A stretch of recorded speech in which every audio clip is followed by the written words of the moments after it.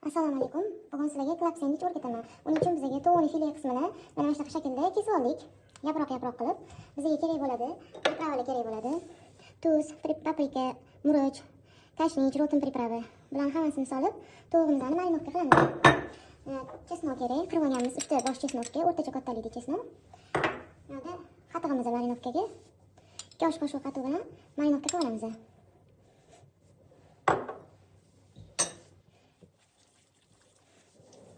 Mana tovuqlarimizni marinovka qilib qo'ydik. Endi bilan 15 daqiqaga tindirib qo'yamiz.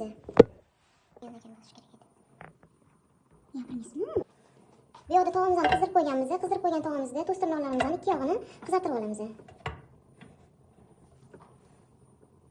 Mana to'st tirnoqlarimizni qizartirib oldik. Bitta yuzini qizartirib olamiz shu shaklda. Qolganlarini ham shunaqa qilib qizartirib olamiz. Endi bu yoqda sousini tayyorlab olamiz. Sous uchun bizga mayonez, rotin pripravasi, ikkita zubchik chesnok, ukrop kerak bo'ladi. Bular hammasini mayonezimizni ustiga solib blender qilib olamiz. Hammasini grammajlarini opisaniyada yozib qo'yiraman.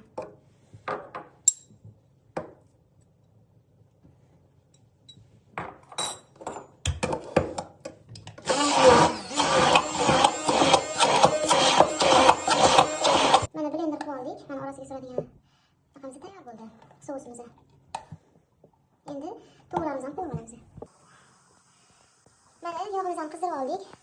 Har bitta tovuqimizni talqonga botirib, o'zimiz tayyorlagan talqonni xohlasangiz paniruvchi suxarikka botirib qovurishingiz mumkin. Ikki yog'ini panirovkaga botirib, ham suxarigimizga botirib, yog'ga terishni boshlaymiz. Mana yog'da tovuqlarimizni taxlab oldik. Endi grilnitsamizni yopamiz. Grill tava bo'lmasa oddiy tavada ham bemalol qovurishingiz mumkin. Ikkita yuzini qizartirib olamiz. Mana endi 2 minut bo'ldi. Tovuqlarimizni o'g'irib olamiz. Tovuq go'shtiga yog'ini 2 daqiqa qovurganimiz yetadi. Bemalol pishadi. Pishmaydi deb o'ylamaylik, bemalol pishib ketadi. Bundan yog'ida o'zi go'sht qurib ketadi. Endi mana bu yog'ini 2 daqiqa qovurishga yotamiz. Mana tovuqlarimizni qizartirib oldik. Qolganlarini ham xuddi shu shaklda 2 yog'ini qizartirib olamiz. Mana bu yoqda masalalarimizni tayyor qilib oldik. Endi klap sendvichlarimizni yig'amiz.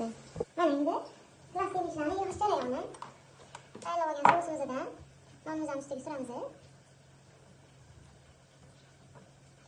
Ustidan iceberg karamanda xohlasangiz salat barga ishlatsanglar ham bo'ladi.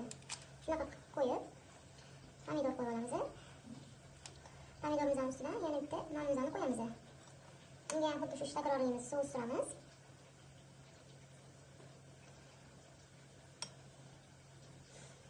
Sous surganimizdan keyin uning ustiga yana bitta iceberg karamimizdan qo'yamiz, kerakli miqdorini.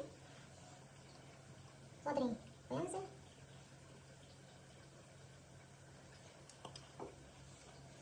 Ustidan tovuqimizni qo'yamiz.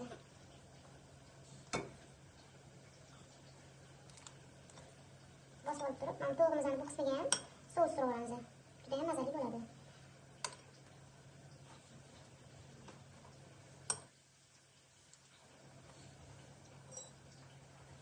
Maxsus shunaqa zupachkadan foydalanamiz.